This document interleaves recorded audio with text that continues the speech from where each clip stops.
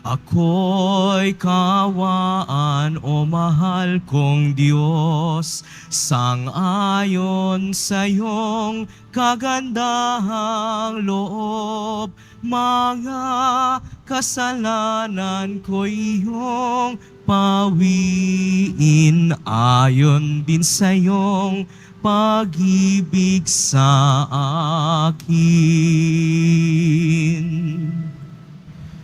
Simulan po natin ang pagdiriwang sa ngalan ng Ama at ng Anak at ng Espiritu Santo. Amen. Ang pagpapala ng ating Panginoong Jesucristo, ang pag-ibig ng Diyos Ama at ang pakikipagkaisa ng Espiritu Santo naway sumainyong lahat. At sumaiyo rin. Mga kapatid, tayong lahat ay nagkakatipon bilang isang mag-anak ng Diyos sa pagdiriwang ng banal na Eukaristiya. At upang tayo po ay maging karapat-dapat gumanap sa banal na pagdiriwang na ito, alalahanin po natin ang ating mga pagkukulang at nagawang pagkakasala at buong kababaang loob po tayong humiling ng awa at pagpapatawad mula sa Diyos.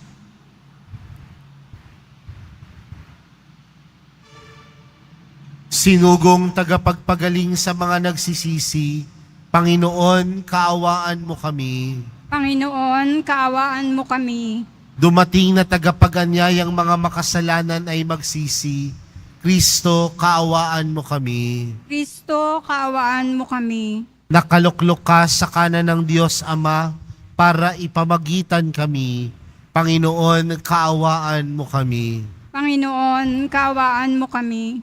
Kaawaan tayo ng makapangyarihang Diyos, patawarin tayo sa ating mga kasalanan at patnubayan tayo sa buhay na walang hanggan. Amen. Manalangin tayo. Ama naming makapangyarihan, ibalik mo kaming muli sa iyong piling at upang ganap na pakinabangan namin ang 40 araw na paghahanda para sa Pasko ng pagkabuhay. Hubugin mo sa iyong aral ang aming kalooban sa pamamagitan ni Jesucristo kasama ng Espiritu Santo magpa sa walang hanggan. Amen. Magsiupo muna po ang lahat. Pagbasa mula sa aklat ng Levitiko. Sinabi ng Panginoon kay Moises, sabihin mo sa buong kapulungan ng Israel, magpakabanal kayo, sapagkat akong Panginoon ay banal. Huwag kayong magnanakaw, manlilinlang o magsisinungaling. Huwag din kayong manunumpa sa aking pangalan ng walang katotohanan, pagkat iyon ay paglapastangan sa ngalan ko. Ako ang Panginoon. Huwag ninyong dadayain o pagnanakawan ang inyong kapwa. Huwag ninyong ipagpapaliban ang pagbabayad sa inyong pinagtrabahuan. Huwag ninyong aapihin ang mga bingi at lalagyan ng katitisuran ang daraanan ng mga bulag. Matakot kayo sa Diyos. Ako ang Panginoon. Huwag kayong hatol ng walang katarungan upang pagbigyan ang mahirap o suyuin ang mayayaman. Huwag ninyong ipamamalita ang kasiraang puri ng inyong kapwa, isasaksi laban sa inyong kapwa, upang ipahamak laman siya. Ako ang Panginoon. Huwag kang magtatanim ng galit sa iyong kapwa. Sa halip, pangangaralan mo siya. Sa gayon, hindi ka magkakasala dahil sa kanya. Huwag kang maghihiganti o magtatanim ng galit sa iyong mga kasamahan. Ibigin mo ang iyong kapwa gaya ng iyong sarili. Ako ang Panginoon. Ang salita ng Diyos. Salamat sa Diyos. Espiritong bumubuhay ang salita ng may kapal. Espiritong bumubuhay ang salita ng may kapal. Ang batas ng Panginoon ay batas na walang kulang. Ito'y utos na ang dulot sa tao ay bagong buhay. Yaong kanyang mga batas ay mapagtitiwalaan. Nagbibigay ng talino sa pahat ang kaisipan. Espiritong bumubuhay ang salita ng may kapal.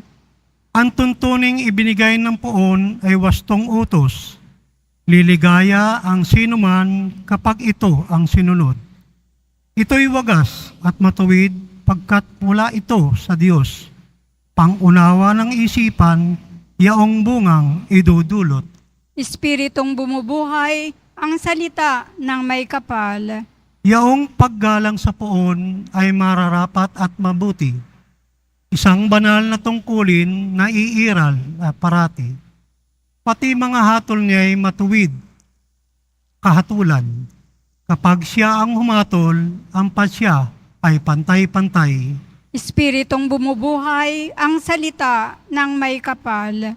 Naway itong salita ko at ang aking kaisipan. Sa iyo ay makalugod, Panginoon ko't kanlungan, o ikaw na kublihan kung ang dulot ay kaligtasan. Espiritong bumubuhay ang salita ng may kapal. Magsitayo po ang lahat.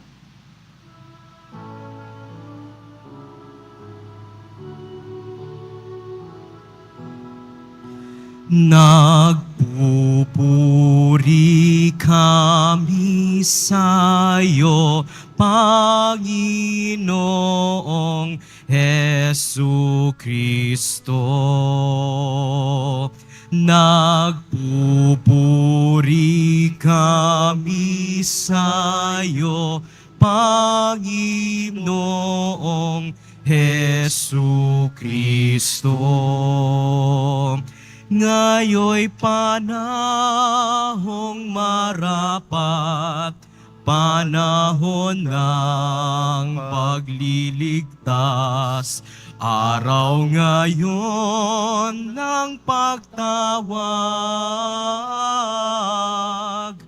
upang makamit ang habag ng Panginoong marapat.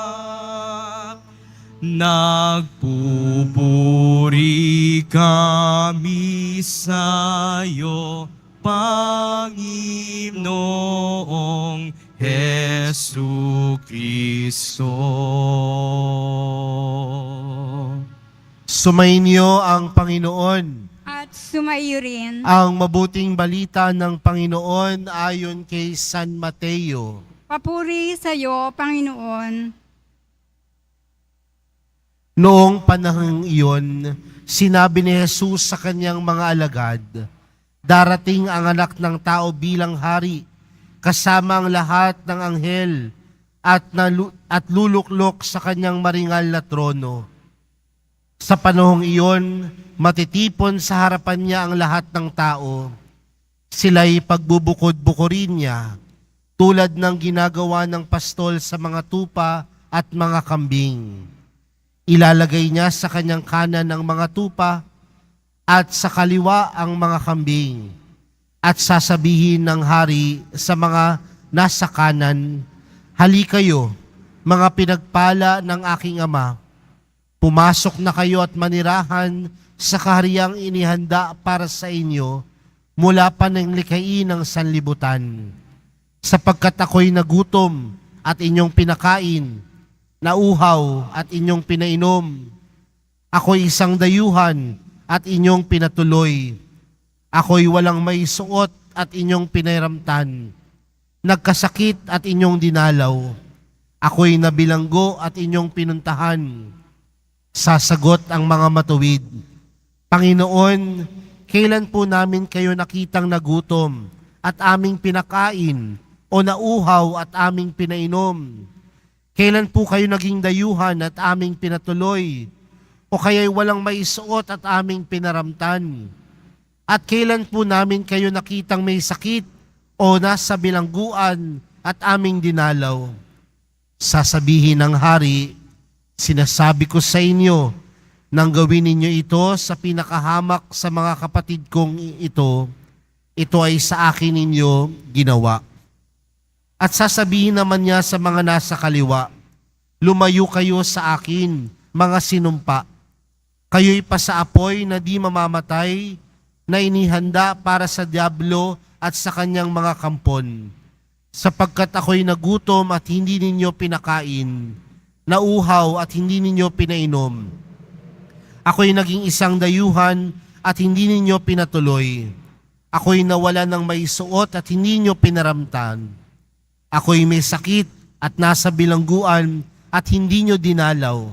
At sasagot din sila, Panginoon, kailan po namin kayo nakitang nagutom, nauhaw, naging dayuhan, nawala ng maisuot, may sakit o nasa bilangguan, at hindi namin kayo pinaglingkuran? At sasabihin sa kanila ng hari, sinasabi ko sa inyo, nang pagkaitan ninyo ng tulong ang pinakahamak sa mga ito, ako ang inyong pinagkaitan. Itataboy ang mga ito sa kaparusahang walang hanggan, ngunit ang matuwid ay tatanggap ng buhay na walang hanggan. Mga kapatid, ang mabuting balita ng Panginoon. Pinupuri ka namin, Panginoong Hesukristo. Magsiupo muna po ang lahat. Magandang tanghali po sa inyong lahat. Mga kapatid, tayong lahat ay nagkakatipon ngayong tanghaling ito upang ipagdiwang ang banal na Eucharistia. Ngayong tayo ay nasa unang linggo sa panahon ng Kwaresma. At alam natin mga kapatid na ngayong panahon ng Kwaresma, tayong lahat ay inaanayahan na tingnan ng ating mga sarili, tingnan ng ating mga puso, at kung meron man tayong nagawang hindi mabuti, kung meron man tayong nagawang pagkakasala, magsisi at magbalik loob sa Panginoon. Magsisi at magbalik loob sa Diyos. Mga kapatid, kung mapapansin po natin, nagsisimula pa lamang po tayo, no? Ngayong panahon ng Kwaresma. Pero tila yung ating ibanghelyong napakinggan ay nagpapatungkol sa huling paghatol o yung tinatawag nating last judgment, na sa dulo ng ating buhay dito sa lupa, sabi doon sa Ebanghelyo, paghihiwalayin, parang grupo ng mga tupa at grupo ng mga kambing. Sinasabi na yung mga grupo ng tupa ay grupo na kung saan ang mga tupang ito'y gumawa ng kabutihan, gumawa ng tama, gumawa ng kaaya-aya. Pero yung grupo ng mga kambing, sila mismo yung grupo na tila nakalimot ng paggawa ng mabuti at tama dito sa lupa. Huling paghatol, huling hukom. Pero magandang tingnan mga kapatid, na ang ating ebanghelyo ay hindi lamang pagpapaalala sa atin na sa dulo ng ating buhay, paghihiwalayin tayo. Bagkus pagpapaalala po ito sa atin na may kakayanan ang bawat isa sa atin na gumawa ng mabuti at iwasan ang masama. Gumawa ng kaaya-aya at iwasan ang paggawa ng hindi kaaya-aya. Sa ating ebanghelyo, sinasabi doon ni Jesus, no? Binigyan tayo ng halimbawa ni Jesus. At ano ang halimbawa ni binigay ni Jesus? Nang siya ay nauuhaw, binigyan siya ng tubig. Nung siya ay nagugutom, binigyan siya ng damit. Nung siya ay nagkasakit, dinalaw siya. Nung siya ay nabilanggo, dinalaw siya. Kaya anong tanong sa kanya ng mga tao? Kailan po namin kayo nakitang nagutom? Kailan po namin kayo nakitang nauhaw? Kailan po namin kayo nakitang nabilanggo o nagkasakit? Pero anong sabi ng Panginoon? Sa mga oras na ito ay ginagawa ninyo sa mga hamak, sa mga may hirap, sa mga taong nangangailangan, para nyo na rin itong ginawa sa akin. Mga kapatid, yan ho ang hamon sa atin ngayong panahon ng Kwaresma. Madalas ngayong panahon ng Kwaresma, nakatuon tayo sa ating sarili, sa ating mga puso. Nakatuon tayo sa ating pakipag-ugnayan sa Diyos. Pero magandang tingnan na sa bawat pagtugon natin sa ating sarili at sa Diyos, nakikita rin ito sa ating pakikipagkapwa-tao.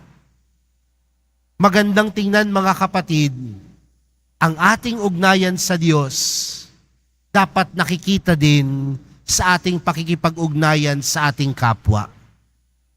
Kung nandoon yung kakayahan nating ibigay ang ating pagmamahal para sa Diyos, para sa mahal na pong Jesus Nazareno, dapat nandoon din yung kakayanan nating ibigay ang pagmamahal sa ating kapwa. Hindi natin pwedeng paghiwalayin ang dalawang ito. Hindi natin pwede sabihin, mahal ko ang Diyos, pero barubal ka naman sa kapwa. Mahal ko ang Diyos, pero hindi ka naman marunong tumulong sa mga taong nangangailangan sa iyong pag-ibig, sa iyong paligid. Bagkus ang pagmamahal natin sa Diyos, tunay na inaipapakita at naipaparamdam sa mga oras na tayo ay nakikipagkapwa-tao at nagpapakita ng pagmamahal sa kapwa.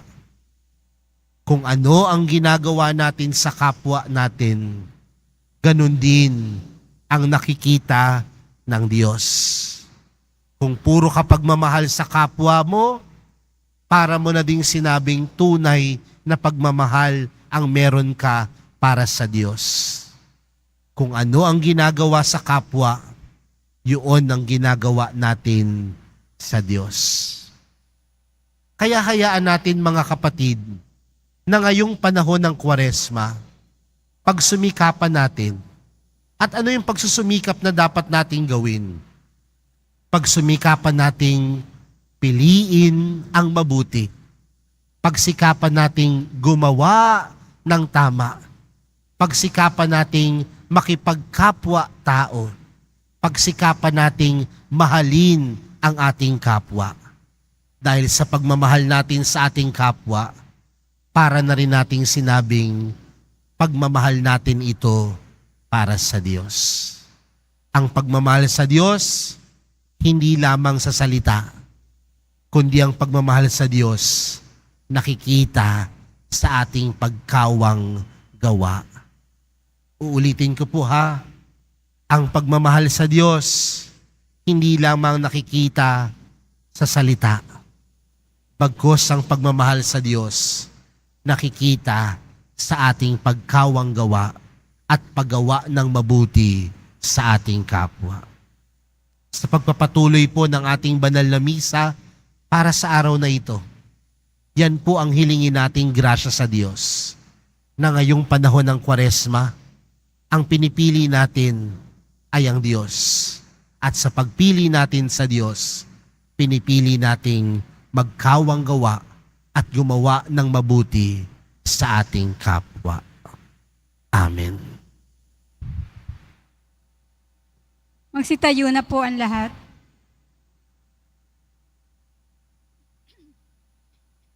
Minamahal kong mga kapatid, inihayag ng Panginoon ang misteryo ng kaharian ng Diyos sa mga taong buong pagmamahal na kumakalinga sa mga dukha at nagugutom.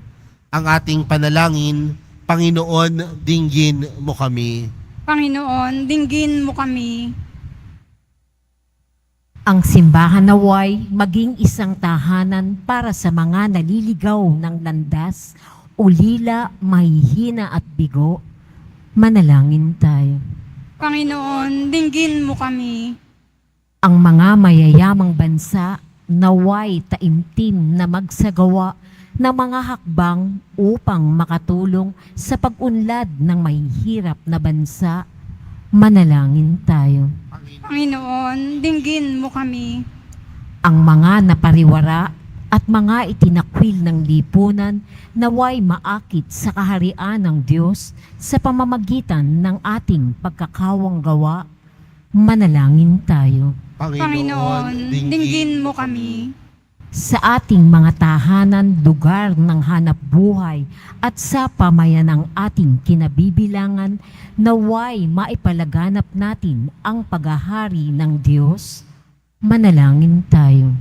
Panginoon, dinggin mo kami. Ama, nababatid namin ang iyong walang hanggang pag-ibig para sa lahat ng tao. Kaya may pagtitiwalang inilalapit namin sa iyo ang aming mga kahilingan sa ngalan ni Jesucristong aming Panginoon. Amen. Magsiupo muna po ang lahat.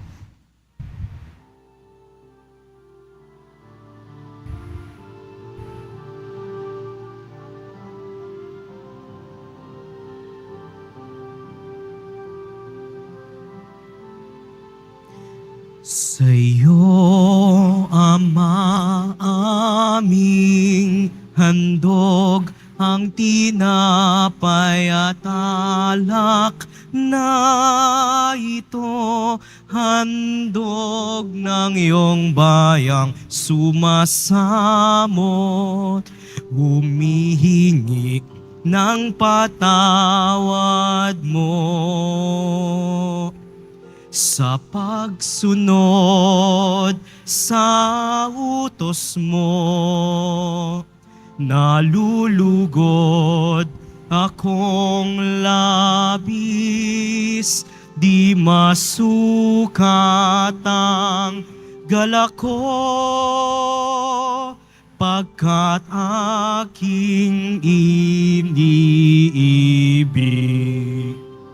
Sa'yo, Ama, aming handog ang tinapay at alak na ito, handog ng iyong bayang sumasamot, humihingi ng patawad mo. Magsitayo na po ang lahat. Manalangin po kayo mga kapatid upang ang paghahain natin ay kalugdan ng Diyos amang makapangyarihan. Tanggapin nawa ng Panginoon itong paghahain sa iyong mga kamay, sa kapurihan niya at karangalan, sa ating kapakinabangan at sa buong sambayanan niyang banal. Ama naming lumikha, maging kalugod-lugod nawa sa iyo ang aming paghahain upang sa iyong pagtataguyod ay pabanalin nito ang aming pamumuhay at ipagkamit kami nito ng iyong awa at kapatawaran sa pamagitan ni Jesucristo kasama ng Espiritu Santo magpa sa walang hanggan. Amen. Sumainyo ang Panginoon. At sumaiyo rin. Itaas sa Diyos ang inyong puso at diwa. Tinaas na namin sa Panginoon. Pasalamatan natin ang Panginoong ating Diyos. Marapat na siya ay pasalamatan. Ama naming makapangyarihan, tunay ngang marapat na ikaw ay aming pasalamatan sa pamagitan ni Jesucristo na aming Panginoon. Sa pagbabakasakali mong kami bubuti, isinugong mo si Jesucristo upang pangunahan kami. Bilang pagsunod sa iyong atas na bigay, ipinahayag ng iyong anak ang iyong kalooban na ang mga apit dukha ay kanyang damayan. Ngayon ay iyong inihahandog ang pagkakataong aming maisaloob, ang kanyang ganap at kusang paglilingkod upang sa iyo lagi kaming makasunod. Kaya kaisa ng mga anghel na nagsisiawit ng papuri sa iyo, nang walang humpay sa kalangitan, kami nagbubunyi sa iyong kadakilaan. Santo, Santo, Santo, Panginoong Diyos ng mga hukbo, napupuno ang langit at lupa ng kadakilaan mo. Hosana sa kaitaasan, pinagpala ang naparirito sa ngalan ng Panginoon. Hosana sa kaitaasan, magsiluhod po ang lahat. Ama naming banal, ikaw ang bukal ng tanang kabanalan.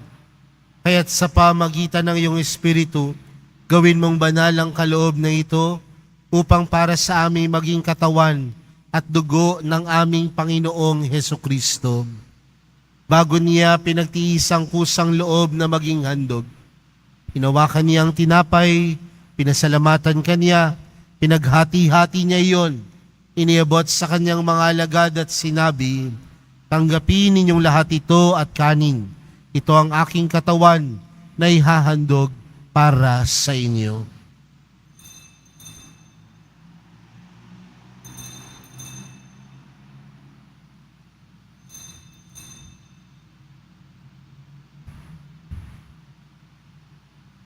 Gayon din naman noong matapos ang hapunan, hinawakan niya ang kalis, muli kaniyang pinasalamatan. Iniabot niya ang kalis sa kaniyang mga alagad at sinabi, "Tanggapin ninyong lahat ito at inumin. Ito ang kalis ng aking dugo, ng bago at walang hanggang tipan.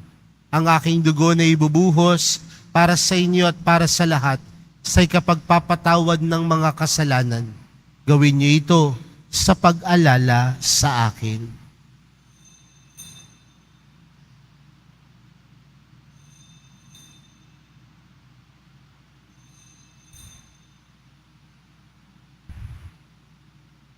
Magsitayo po ang lahat. Ipagbunyi natin ang misteryo ng pananampalataya.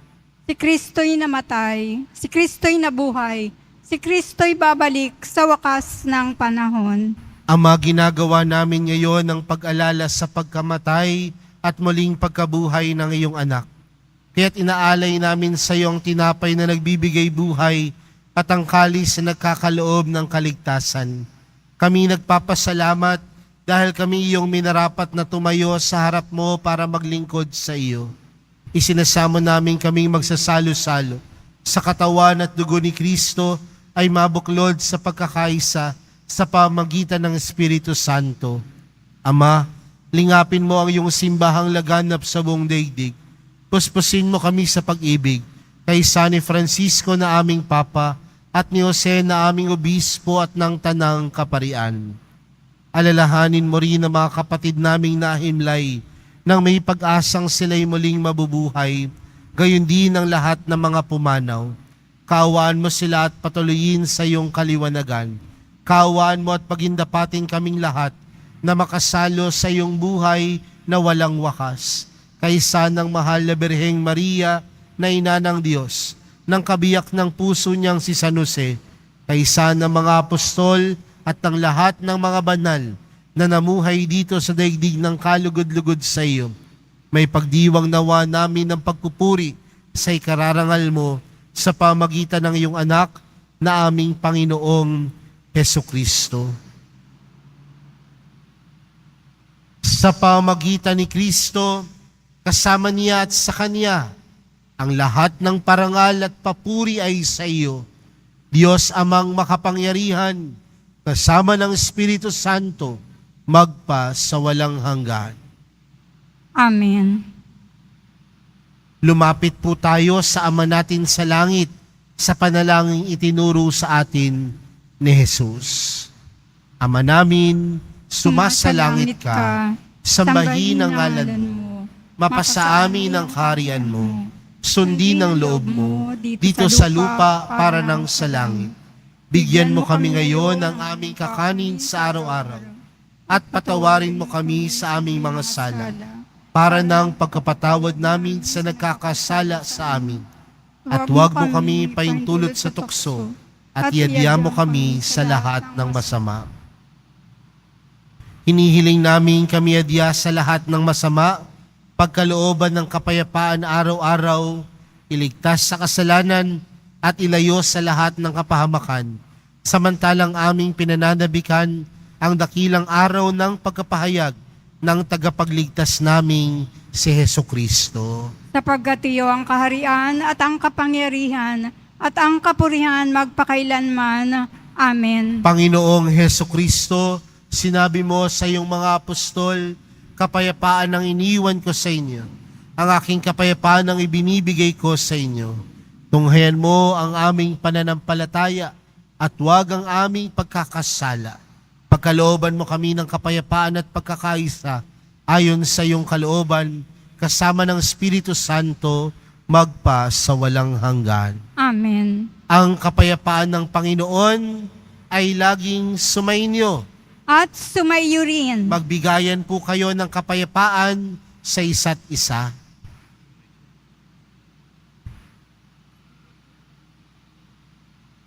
Kordero ng Diyos na nag-aalis ng mga kasalanan ng sanlibutan, maawa ka sa amin. Kordero ng Diyos na nag-aalis ng mga kasalanan ng sanlibutan, maawa ka sa amin. Kordero ng Diyos na nag-aalis ng mga kasalanan ng sanlibutan, ipagkaloob mo sa amin ang kapayapaan. Magsiluhod po ang lahat.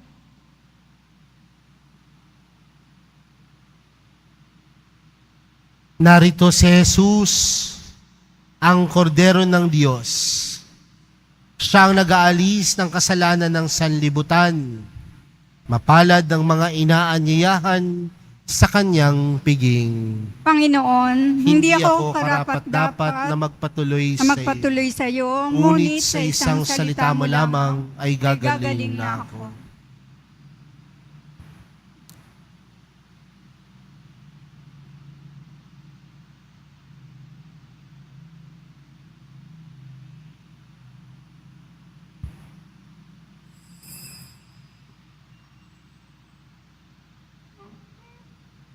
Para po sa lahat ng tatanggap ng banal na komunyon, sasagot po tayo ng amen pagkasabi ng pari o ng lay minister ng katawan ni Kristo at isubo agad sa bibig bago umalis sa harapan ng pari o ng lay minister. Sumunod po tayo. Maraming salamat po.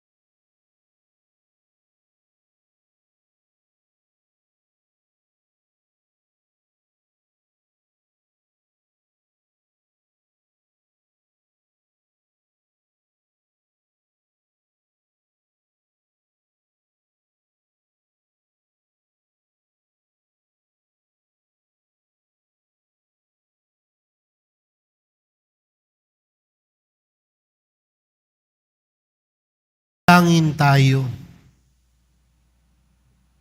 Ama naming mapagmahal, sa aming pagsasalo ngayon sa iyong banal na piging, naway makapakinabang ang buong pagkatao namin upang iyong kaligtasang dulot ay aming kamtin at ang kagalingang kaloob mo ay ganap na tamasahin sa pamamagitan ni Jesucristo kasama ng Espiritu Santo magpa sa walang hanggan. Amen. Sumainyo ang Panginoon. At sumaiyo rin. Mahal na pong Jesus Nazareno, inihayag mo sa pamagitan ng krus ang walang maliw na pag-ibig ng Diyos sang katauhan. Pakinggan mo ang kahilingan ng iyong angkan na nagsusumamo sa iyo. Makamtanawa nila ang iyong katugunan at tanggapin ang kasagutan na may utang na loob na tinatanaw. Basbasan din po ninyo ang mga daladala nilang mga imahin at dasalan. Sa pamagitan ng bendisyon na ito, naway maalala nila ang mga pangako nila noon sa binyag, na ikaw ang kanilang ibigin at paglilingkuran bilang Panginoon, magpa sa walang hanggan. Amen. At pagpalain po kayong lahat ng makapangyarihang Diyos, Ama, Anak at ng Espiritu Santo. Amen. Humayo kayong taglayang kapayapaan ng Pong Jesus Nazareno. Salamat sa Diyos.